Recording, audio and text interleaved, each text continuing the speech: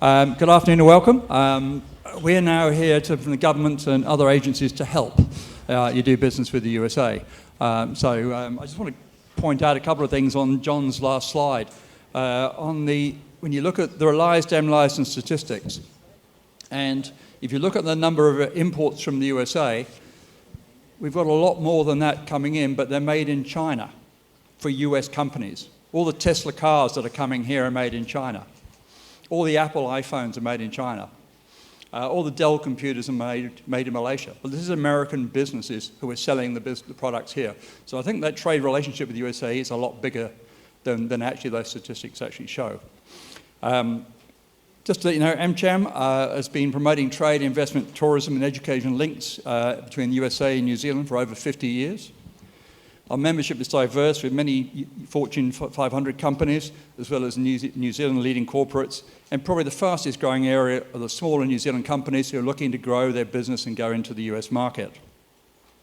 From a foreign and direct investment point of view, probably in the last 2.5 years, we've had over 15 billion of new US investment being announced or due to come into New Zealand.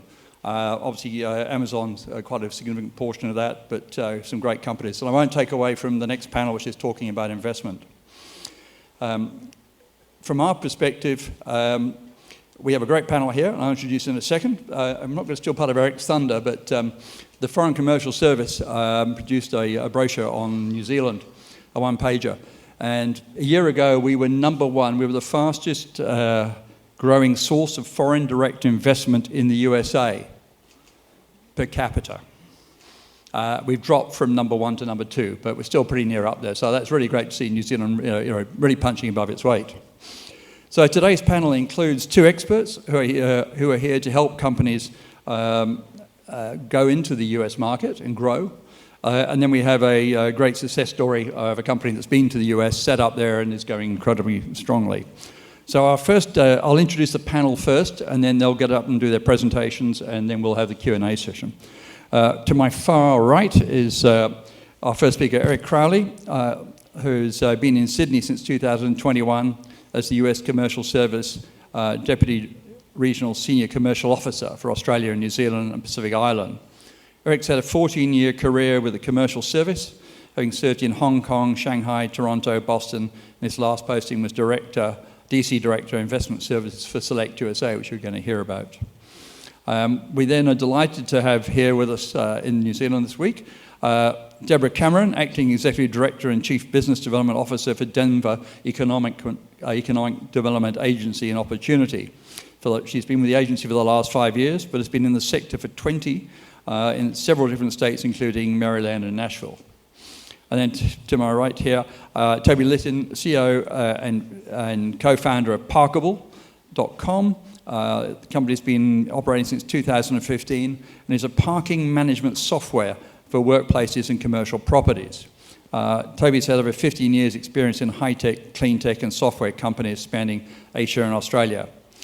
He specializes in innovation management backed by a passion for commercialization and technology. I won't go into any more, won't steal his thunder. So with that, Eric, would you like to start the proceedings with your talk or presentation? I would. Thank you very much. So I do have some slides, so I'm going to jump up to the podium.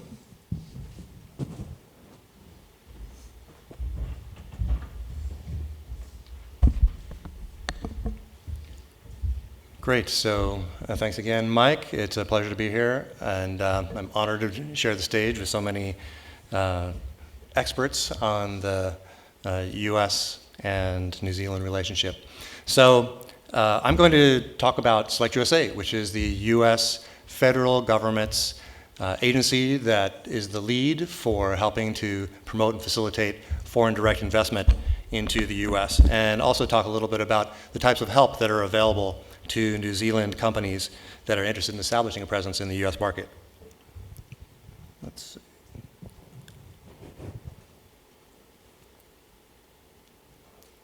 Can I get the next slide, please? Oh, there we go. So before I talk about SelectUSA, though, I would like to say a few words about why New Zealand companies should consider setting up a presence in the U.S. And there are many reasons, but for the sake of time, I'm just going to highlight a few. So the U.S., as has been mentioned by many others today, is one of New Zealand's top commercial partners, with balance two-way trade at around 13 billion US dollars and bilateral investment around $14 billion. So we have a mutually beneficial relationship that stimulates economic growth, creates tens of thousands of jobs, and also supports tens of millions of dollars worth of innovative R&D, as well as providing a whole range of other types of benefits in each other's economies. There are already many Kiwi companies that are successfully doing business in the US, which ranks as the #2 destination for outbound investment from New Zealand. And as Mike mentioned, New Zealand now ranks as the #2 fastest growing origin of foreign direct investment in the US. And New Zealand's FDI position in the US currently stands at $3.1 billion, and the top industry sectors are software, IT services, and communications. And one of the key reasons why the US is such an attractive destination for FDI is its massive size. The US is the #1 recipient of FDI globally, with the total stock of FDI last year standing at $5.3 trillion, or about 30% of total FDI globally. The US also has the world's largest economy with a GDP of $23.3 trillion, or about a quarter of total global GDP. And to provide a little bit of local context, that would equal about 93 times the size of New Zealand's GDP. And adding to the size of its big domestic market, the US is also a great platform for foreign firms to export to other countries due to having free trade agreements in place that provide open access to an additional 20 countries and hundreds of millions of additional consumers. So last year, New Zealand companies with a presence in the US exported $1.3 billion worth of goods to other countries. So that's an interesting way that New Zealand is able to benefit from the US's free trade agreements without having a bilateral one between us. For firms in the tech sector, the US leads global innovation, topping the Global Innovation Index for scientific publications, patents, top universities, and R&D spending. And notably, subsidiaries of New Zealand companies that have a presence in the US invested $54 million in R&D last year. The US also consistently ranks #1 in the Venture Capital and Private Equity Country Attractiveness Index, accounting for 42% of the total global equity market. So clearly the US is an attractive choice for companies that would like to get some funding. And I was interested to see an interesting source of funding on the program earlier today that I was unaware of in Connecticut Innovations, which basically functions as a VC arm of the Connecticut government to attract and fund companies in their state. So one last point that I'd like to make on why USA is that according to the New Zealand Trade and Enterprise Profile of the US, it says, the US is an extremely important market for New Zealand businesses and is also a natural location for New Zealand businesses seeking to take their technology of all kinds to the world. So given what I just presented, I of course would strongly concur with that assessment. And please know that, the US warmly welcomes companies from New Zealand, and your success is our success.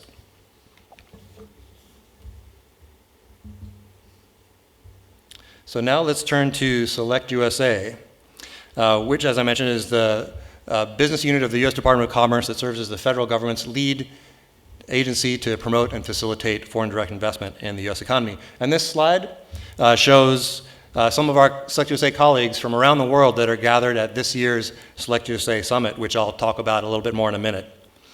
So for foreign investors, SelectUSA can provide a range of different types of valuable information, such as an investor guide, industry reports, site selection, cluster maps, service providers, and much more. And we can also help foreign companies navigate the sometimes complicated federal bureaucracy to get the information you need regardless of which agency is responsible.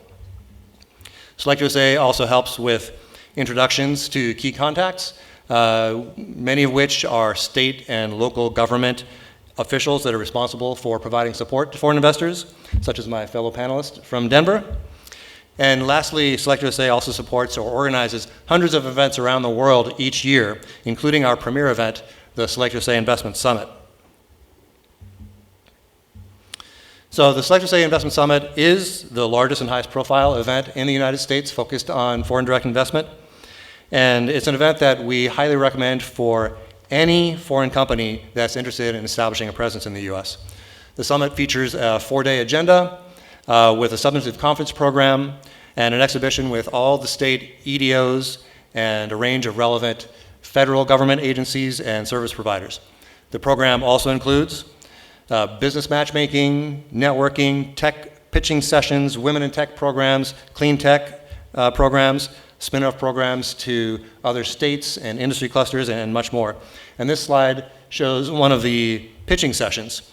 And interestingly, 3 of the 75 companies that were selected to present at the pitching sessions at this year's summit were from our New Zealand delegation, which I think is just a testament to how New Zealand punches above its weight in tech innovation.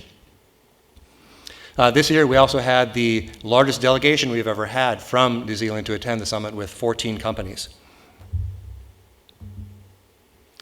So to give you a better sense of the summit, I'd like to now show a brief video introduction featuring U.S. Secretary of Commerce Gina Raimondo, who's shown here in this slide, giving one of the keynotes at this year's summit. So could we cue the video, please? Hello, everyone. I'm thrilled to announce that registration for the 2024 SelectUSA Investment Summit in National Harbor, Maryland is open. Whether you're looking to expand to the U.S. or attract foreign direct investment to your region, the SelectUSA Investment Summit is an incredible opportunity to connect with companies, economic development organizations, and industry experts, all who are eager to support you. 2024 marks the 10th SelectUSA Investment Summit, and there's never been a better time to invest in America. Thanks to President Biden's leadership, we are making historic investments that are creating new opportunities all across this country. I encourage you to take advantage of all that our team at SelectUSA has to offer, and I am so looking forward to seeing you at the 2024 Investment Summit.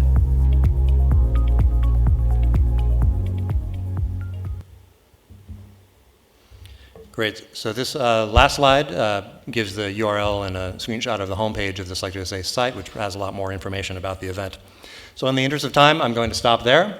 But I hope that following this presentation, you are more interested in investing in the U.S. and engaging with SelectUSA and would consider attending the next SelectUSA Summit in June. So now I look forward to more discussion with my fellow panelists and hope to have an opportunity to work with you. Thanks.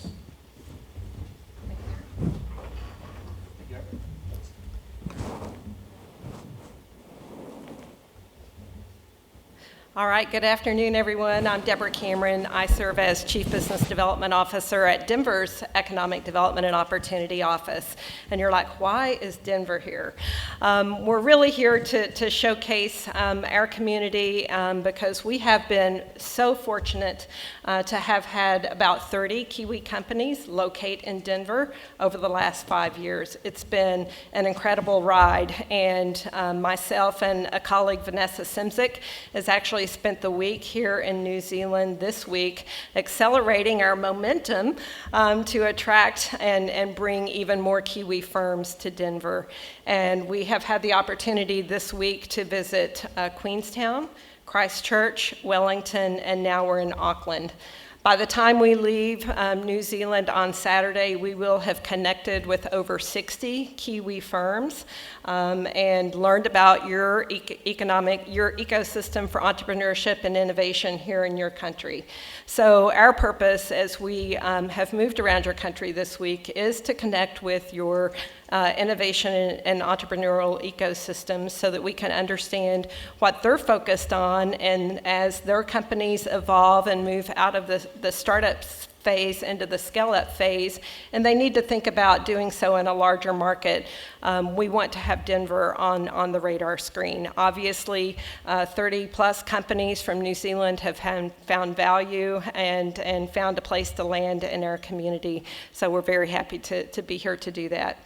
I'm going to run through a couple of slides quickly just to give you a feeling for what Denver is, because I think a lot of times when companies think about the United States market, they think about the West Coast or they think about the East Coast, but they may not think about the central part of the United States.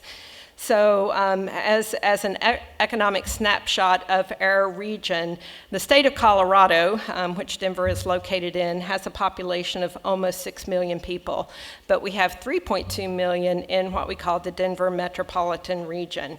We have a lot of similarities with New Zealand in the fact that we have a beautiful landscape from which our city is located in. It's the Rocky Mountain part of the United States, which has a lot of just similarities in terms of look and feel to what you would find here in Australia.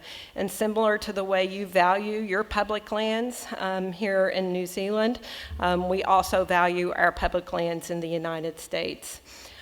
Our average median wage in Denver is about $88,000 US per year. We also are a very educated state. We're the second most educated state in the United States. Massachusetts is ahead of us, but we're a close second. We have over 40,000 businesses within the city and county of Denver, and we have a robust ecosystem. And one thing that I specifically wanted to point out is that our state has been recognized as the #1 place for women entrepreneurs to start up and launch a business. We know as businesses are considering where to set up and locate in the United States, connectivity is extremely important. And Denver has one of the busiest airports, not only in the United States, but within the world. We have been fluctuating between anywhere from the 3rd busiest to the 5th busiest airport in the world. During COVID, we were the #1 busiest airport in the world. We have over 150 gates at our airport. We have 27 international nonstop flights.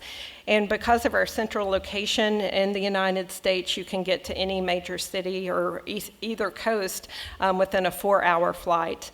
We have over 60 flights a day that go to the West Coast, and it's very easy to get to the West Coast and get back to Denver in one day and sleep in your own bed at night. One of the things I like to talk about with our airport, in addition to the 150 gates that we have, it is the largest economic engine in our state. Over 35,000 people work at our airport, so it is literally like its own city. But it does provide that global connectivity to the rest of the world. And I will tell you, we're trying desperately and intentionally and purposefully to get a flight to New Zealand. So what does the startup ecosystem look like in Denver? We are a magnet for what we refer to as purpose-driven companies. Companies that have a quest and are on a mission to solve some of the world's biggest problems. They seem to find our community to be a welcoming environment for that. We have had 12 unicorns that have launched within the city, the Denver metropolitan region. These are companies that in a very short period of time have reached $1 billion in valuation. We're proud of that. We're proud of the jobs that they are creating in our community. But one of the other side effects of having had so many unicorns be successful in our community is that some of those founders have exited those firms as they've grown, and they have money to invest in new startup firms and firms that are scaling up. In addition to having money that they're investing in the next generation of companies, they're also very willing to give back of their advice and counsel and guide and mentor these next phases of companies.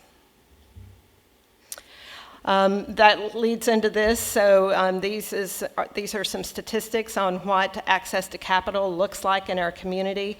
We have over in 2022, we had over $5 billion, almost $6 billion of deals closed in Colorado. We had 597, or basically 600 deals in 2022.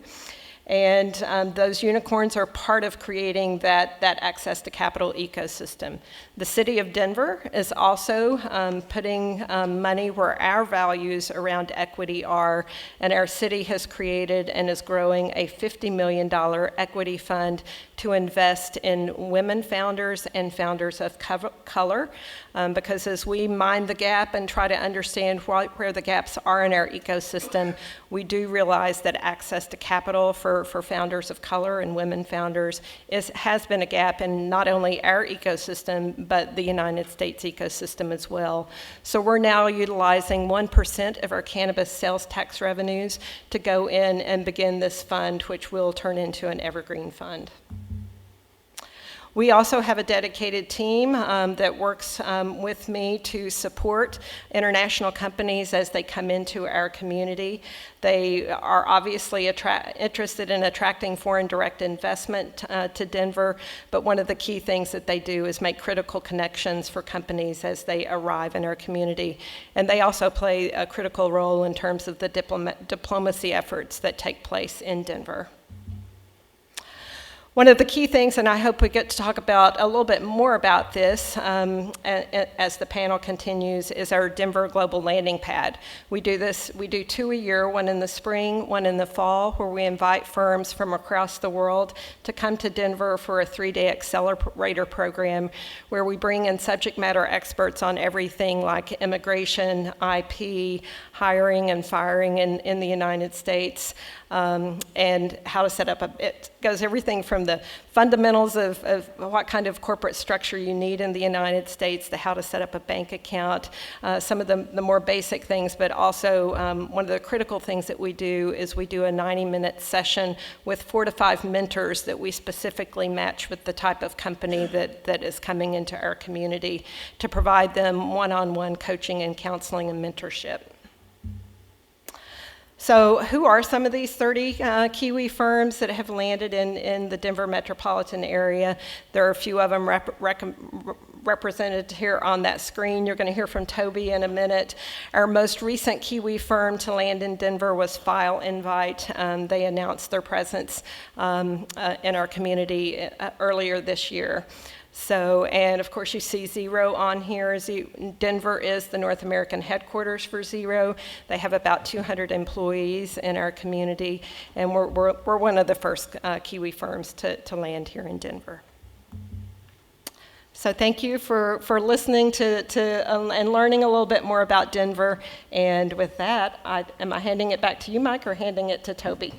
Toby now. Toby, over to you now. So. Tēnā tātou katoa. I'm Toby, I'm the CEO and founder of Parkable, as you've heard. Deborah, I think you missed an important data point about Denver, which is it's the second best craft beer city in America, which was our main reason for choosing to go there, of course. A quick bit about us. So we're a software business. We exist because parking sucks, and it really doesn't have to. And so for the last 7 or 8 years, we've been writing software to fix it. So we make software for large property owners and world-leading employers to make parking better in 3 ways: make it better for your people, make it better for your business, and make it better for the planet. Make it more sustainable by enabling alternative modes of transport and electric vehicle infrastructure, things like that. So I'm really here to speak as a beneficiary of some of these amazing services that you hear about. You hear a lot of the dry data and the numbers and the, hey, this is the wonderful reasons why we should go to the US. These are the wonderful reasons and wonderful sort of levels of support you can get. We're out now to beneficiary of that. Just a quick point on translation. $1 trillion is a number we don't really understand down here in New Zealand. It's so big.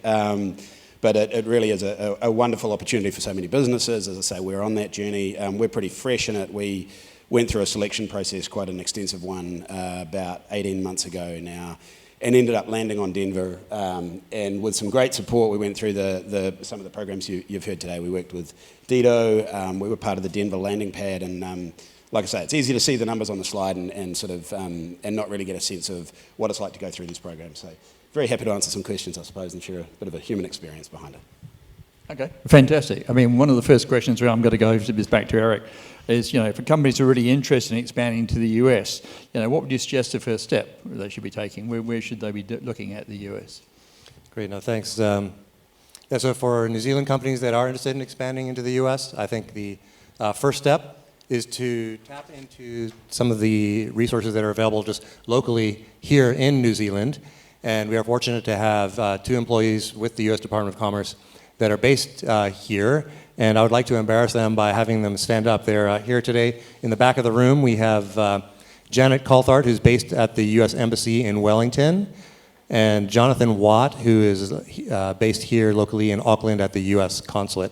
So they are subject matter experts who can be your first point of contact and guide you to getting support through federal and local government support programs. And okay, thanks, Jonathan and Janet. And they're excellent, so please don't hesitate to reach out to them as your first point of contact. We also recently partnered with AMCHAM to establish an InvestUSA committee in New Zealand.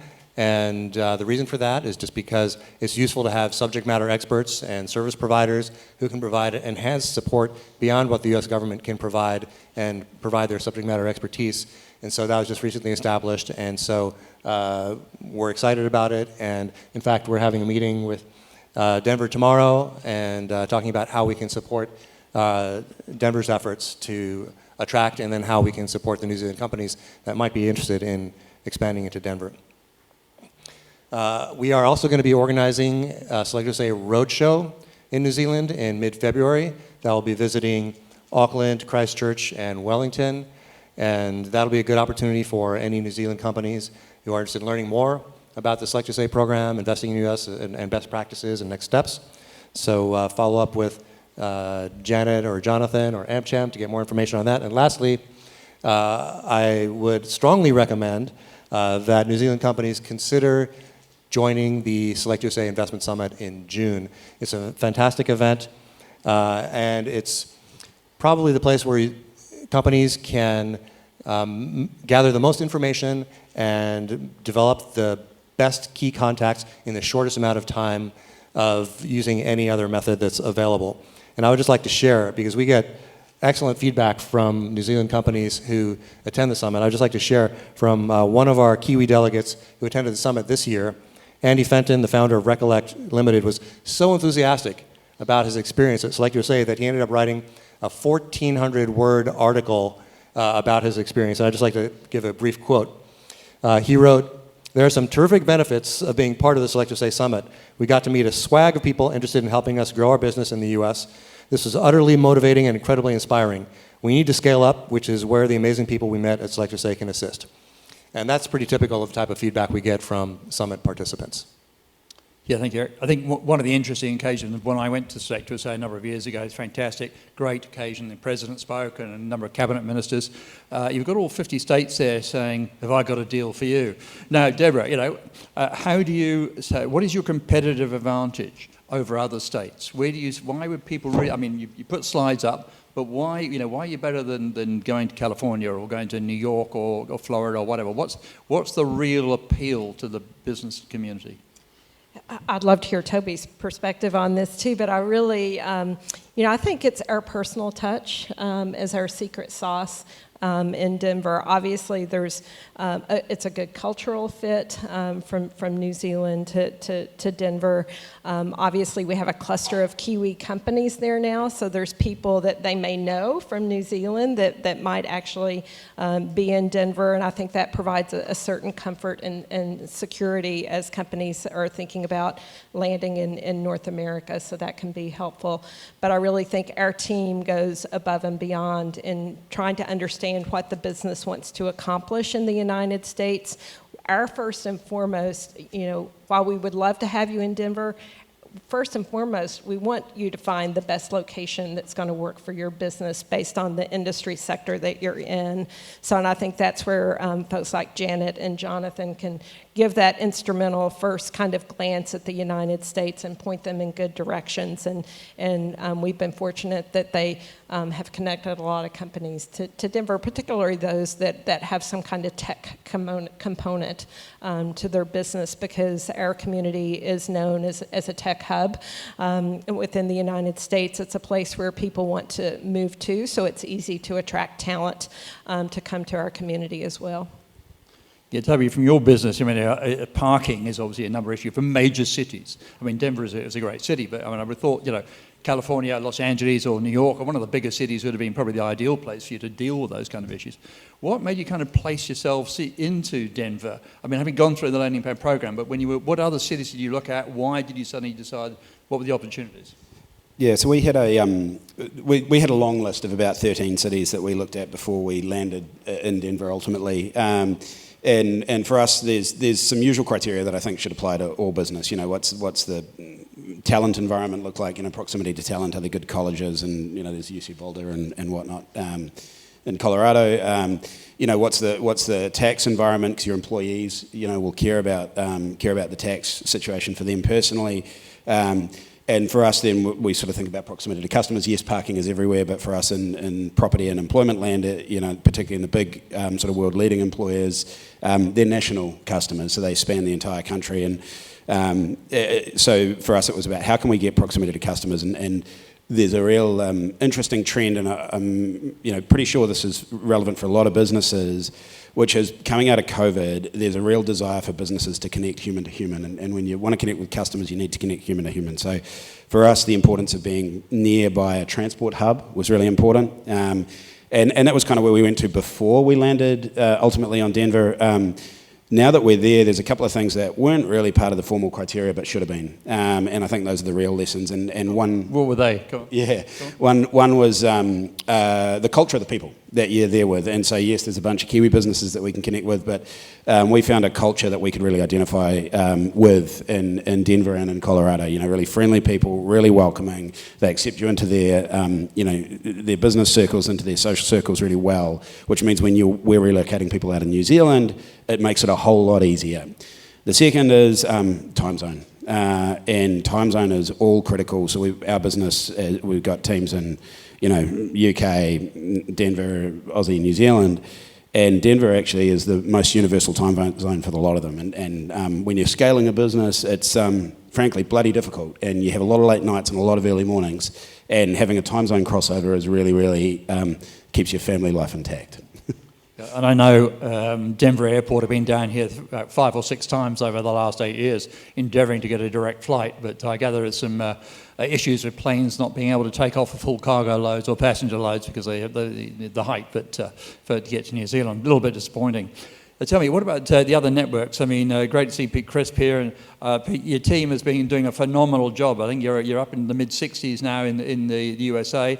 A lot of them were put there during COVID to work for a lot of these New Zealand companies, and the service and effort that there's come is resulting in the figures we've seen coming through. So congratulations. So have you worked collectively with the Kia network, the NZT, and other? Great shout. Yeah, I should have mentioned them earlier. Pete, the team do an amazing job. Everyone we have contact with at TNE have been incredibly supportive and incredibly collaborative, with the US local teams on the ground. I think they originally put us in touch with your crew and then your crew, Deborah, and TNE are continually there on the journey for us. So absolutely fantastic. Kia, same again. The Kia network is your... it's your Kiwi mafia, right? And it's your 2 phone calls from anyone. I'm pretty confident I could get in touch with our new Prime Minister through the Kia network, more so than actually talking to him on the digital screen this morning.